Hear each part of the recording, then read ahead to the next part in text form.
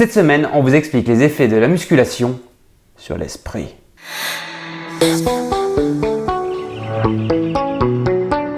Salut tout le monde! C'est Mel. Et c'est Aurel. On se retrouve aujourd'hui pour une toute nouvelle vidéo. On va vous expliquer donc ce que fait la muscu sur notre petit esprit. Alors il faut savoir que la musculation, ça a bien entendu des effets sur notre corps, mais ça a aussi des effets sur notre esprit.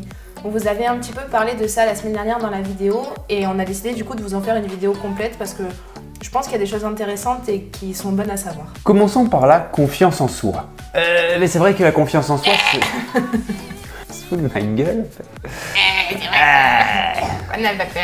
La confiance en soi, c'est vrai que généralement on a tous nos petits complexes en fait. On a tous nos petits complexes physiques et c'est vrai que de se sentir mieux dans son corps, de se sentir plus costaud, un peu plus volumineux, être moins gras,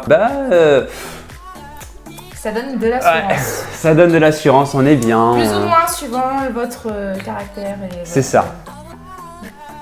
Ça veut dire quoi ça? Rien du tout. Ouais, c'est ça. Oui, alors au niveau de la confiance en soi, c'est vrai que du coup ça fait beaucoup de bien parce qu'on voit notre corps changer dans le bon sens. Des fois ça prend un peu de temps, il faut être patient. Ça prend du temps la muscu, c'est vraiment un sport où il faut vraiment être très patient par contre.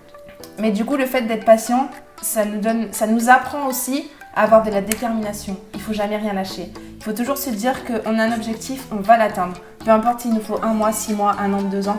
Le but, c'est de ne jamais lâcher son objectif de vue. Que ce soit un objectif physique ou alors que ce soit un objectif aussi de performance. Bien sûr.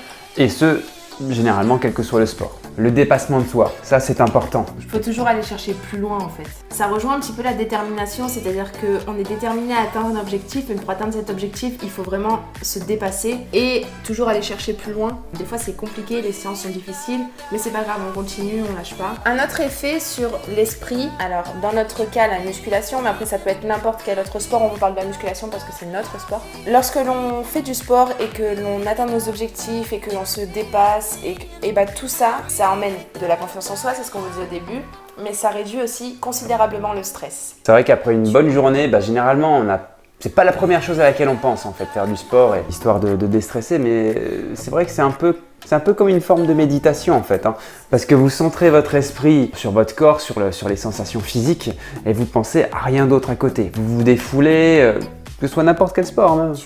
Voilà, de la boxe par exemple, de la muscu, de la course à pied. De la danse, peu importe, vraiment. Généralement, on ne pense à rien d'autre, on pense à se dépasser et c'était une très bonne chose. C'est vrai que souvent quand vous allez rentrer du boulot, exténué de votre journée, vous allez vous dire je vais me poser dans le canapé, je vais me mettre une série, machin. Et vous pensez que ça va vous faire du bien, sauf qu'en général, après on culpabilise parce qu'on se dit j'ai rien fait, regarde, je m'engraisse, c'est pas ci, et pas ça. Enfin nous je sais que c'était vraiment ça avant qu'on commence la muscu, c'était vraiment notre quotidien, on avait la flemme et tout. Et en fait souvent quand on rentre du boulot, même quand je finis à 21h30 ou que Aurel finit à 21h, franchement il y a des soirs où on n'a pas envie, on n'est pas surhumain, il y a des soirs où on est fatigué, on n'a qu'une envie, c'est de se poser. Et c'est vrai que quand on se motive et qu'on passe le cap de descendre à la muscu, une fois la séance réalisée, mais on est tellement content, on est tellement bien, ça nous a fait du bien, on a relâché la pression de la journée. Voilà, donc faut vraiment passer ce cap de se motiver et d'y aller.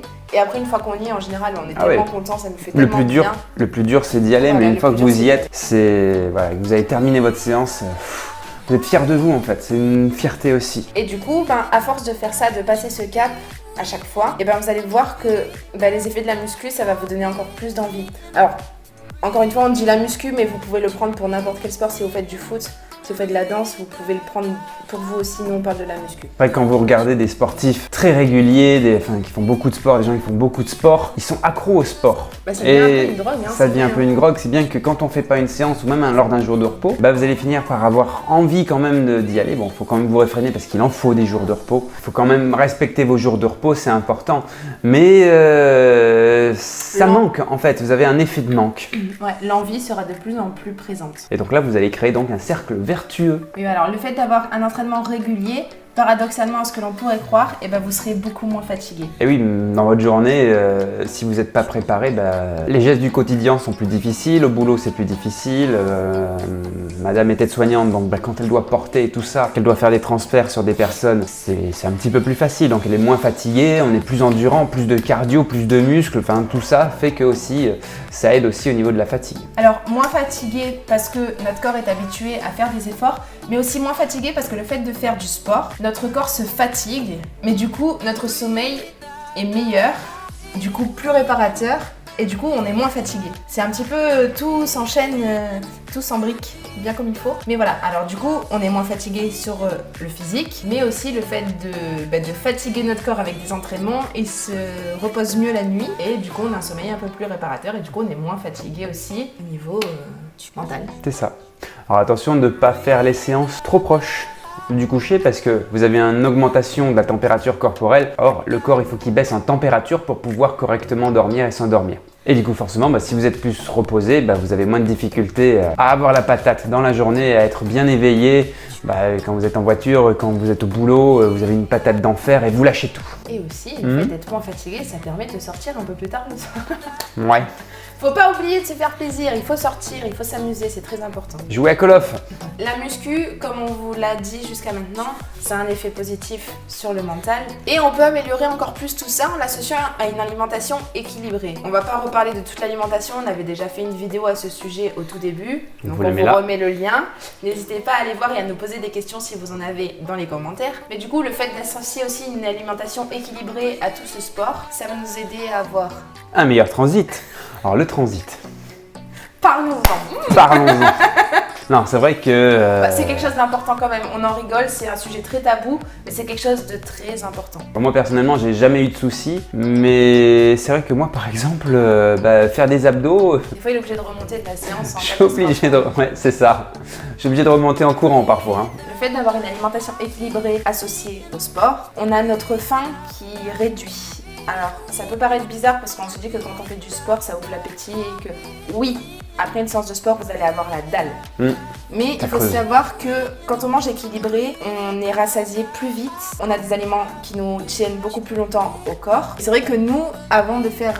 Le fait de manger des fruits et légumes, déjà, c'est quelque chose de pas très calorique qui prend du volume, qui va prendre du volume dans l'estomac.